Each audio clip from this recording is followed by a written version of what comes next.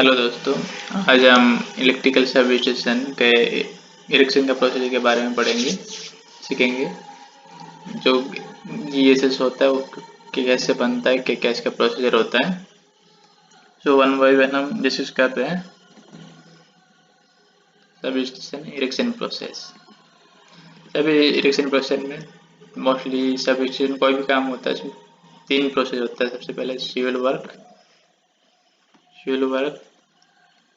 Then mechanical work, then electrical work.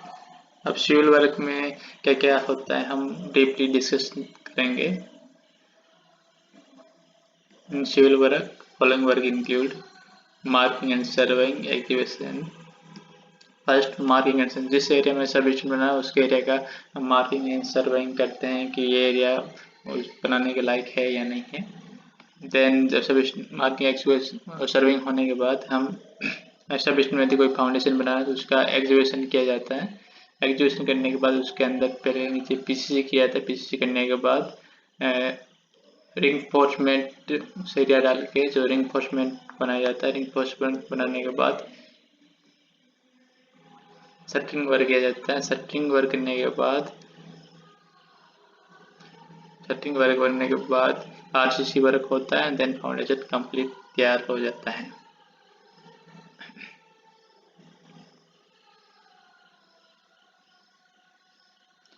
In civil work also include cable trench work.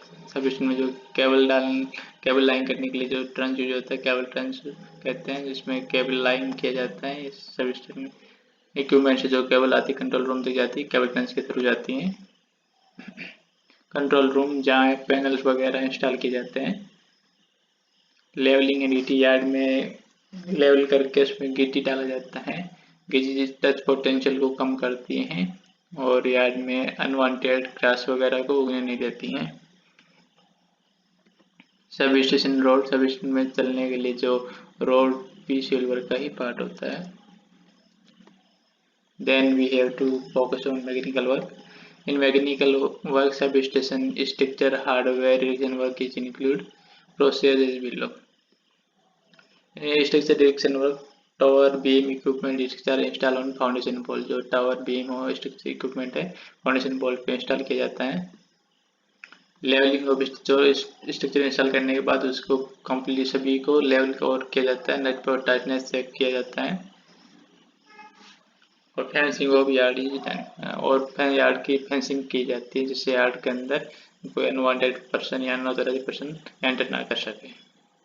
जैसे ये जो tower और beam को install करने के बाद इनका लेवलिंग किया जाता है। इक्विपमेंट स्ट्रक्चर है इनको भी इंस्टॉल करके बाद में या लेवलिंग किया जाता है।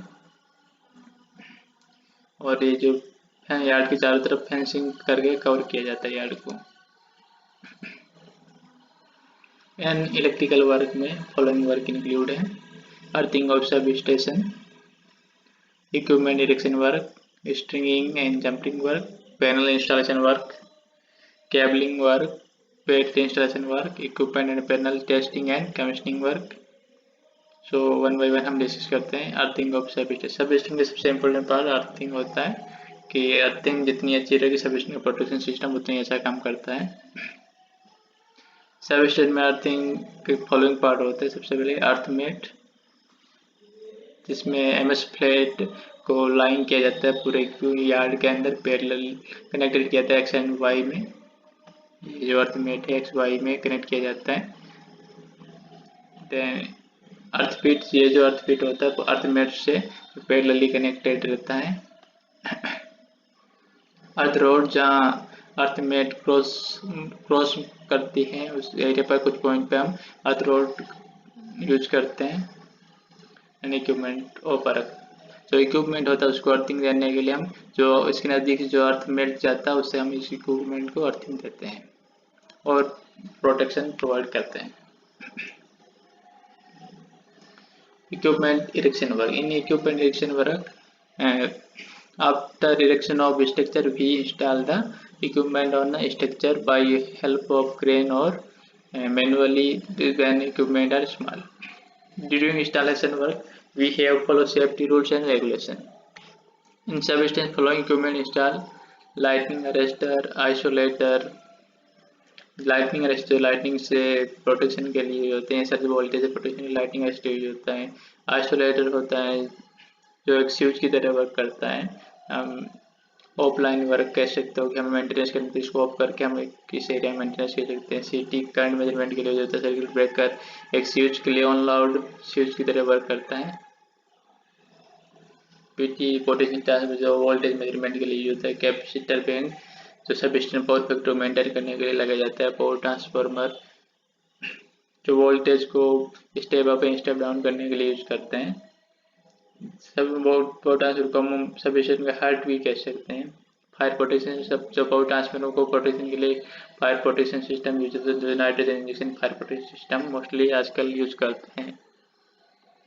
Stringing and jumping work. Stringing is a combination of conductor insulator hardware connected between beam और two बस की एंट्री बीम। जो ये जो दो बस की एंट्री की बीम है, इन दोनों के बीच हार्डवेयर और कंडक्टर का जो कॉम्बिनेशन है, इसको ही हम स्ट्रिंगिंग कहते हैं। और jumper is used to connect equipment to bus conductor.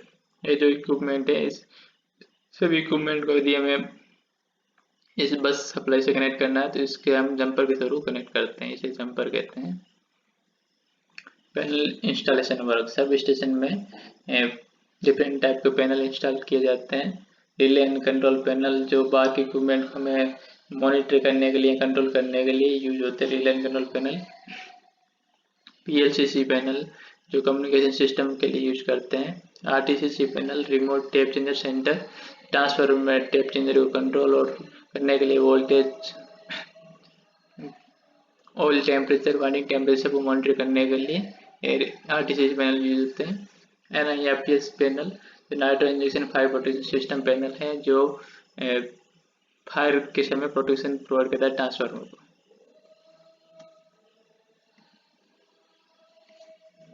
SCADA room supervision control and data acquisition room. इसमें R2 एंड SS पैनल जो remote terminal unit and sub station automation system panel use होता है। जो remote में हम data भेजना होता है, मॉनिटरिंग करना होता है, उसके लिए ये R2 और SS पैनल यूज होता है। SCADA मॉनिटर जहाँ पर सब स्टेशन का सिंगल लाइन डायग्राम बना होता है, जहाँ से हम सब स्टेशन के कंप्लीट को मॉनिटर करते हैं, किस लाइन में कितना वोल्टेज चलता है, कौन सा ब्रेकर ऑन है या ऑफ है। फायर प्रोटेक्शन पैनल ये जो सब स्टेशन में यूज होता है कि सब स्टेशन के किसी रूम में कहीं फायर तो नहीं है, ये मॉनिटर अलार्म दे देता है, एरिया की लोकेशन बता देता है। लॉकआउट सिस्टम ये लॉकआउट सिस्टम में लॉक और टेक आउट टैग यूज करते हैं। जो शटडाउन के समय हम किसी इक्विपमेंट को ऑफ करने के बाद उसे इक्विपमेंट को हम लॉक कर देते हैं, उस टैग लगा देते हैं सेफ्टी पर्पज के लिए। एसीडीवी रूम ओवरव्यू। एसीडीवी रूम में एसीडीवी पैनल होता है जो सब स्टेशन में एसी के डिस्ट्रीब्यूशन को कंट्रोल करता है।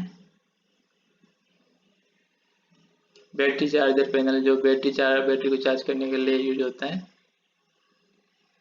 एसी लाइटिंग पैनल जो कंट्रोल रूम और सब स्टेशन यार्ड में यार्ड लाइटिंग को कंट्रोल करने के लिए एसी लाइटिंग पैनल होता है। एसी लाइटिंग पैनल तो सब स्टेशन में जब एसी फेल हो जाता है उस समय हमें इमरजेंसी लाइटिंग की जरूरत पड़ती है, वो डीसी लाइटिंग पैनल से कंट्रोल की जाती है, प्रोवाइड की जाती है। नेक्स्ट आता है cabling work. Sub station insufficient to connect outside equipment with control room panel power supply, we use different types of cables. Power cable, control cable, communication cable according to current and voltage rating cables are available in different core and size, different type XLP, PVC, etc. For line और cable use different method such as cable line करने के लिए हम different method use करते हैं। वो underground cable line जिसमें हम एक्टिवेशन करके इसमें केबल को डायरेक्ट लाइन करके इसको फिल कर देते हैं। And direct line in cable tray, हम केबल ट्रे बना के केबल को लाइन करते हैं। एंड केबल ट्रे और रेक, हम केबल रेक लगा के इसके थ्रू हम केबल को लाइन करते हैं, केबल ट्रे लगा के इसको केबल को लाइन करते हैं। Battery installation. सभी स्टेशन में डीसी सप्लाई के लिए हमें बैटरी इंस्टॉल करते हैं। तो डीसी सप्लाई जो यूज होती है 220 वोल्ट डीसी या 1110 volt DC according to requirement of equipment, और 48 वोल्ट डीसी सप्लाई भी यूज होता है जो पीएलसीसी है आरटी पैनल में यूज होता है। आजकल different type of battery use होती है सभी में। लेड एसिड टाइप बैटरी और lead acid valve regulated lead acid battery type, ये जो बैटरी दिख रही है valve regulated lead acid battery, ये लेड एसिड टाइप बैटरी है।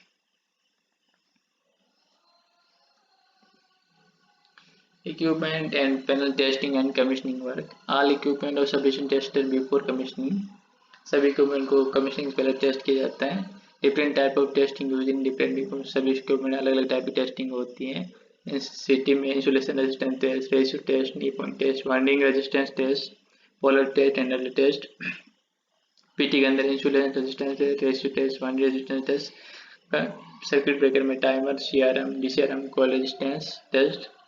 एलए में IR test, 10 delta surge counter test. Power transformer में 10 delta SFRA, vector group, magnetic balance, short circuit, turn ratio test, magnetising current test, winding resistance test, protection check and isolator में IRCRM test होता है।